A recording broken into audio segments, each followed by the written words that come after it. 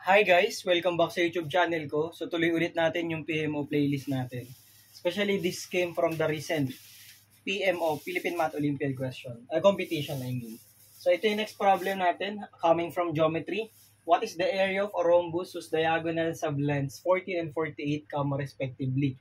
So for this case, direct formula lang, so direct substitution. Alam natin na ang formula ng area ng isang rhombus or ng isang kite is just the product of the diagonals multiplied by 1/2. Okay? So if ever naman natanungin kung ano yung length ng side, so alam naman natin na ang isang rhombus is a parallelogram. So the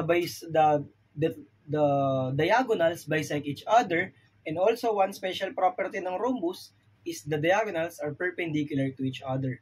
So if ever lang na pinapahanap yung side length, so just use the property na hahatiin natin sa dalawa, 7 and 24, tapos Pythagorean theorem, makukuha mo 25 yung side length. Pero dito muna tayo sa area ng rhombus.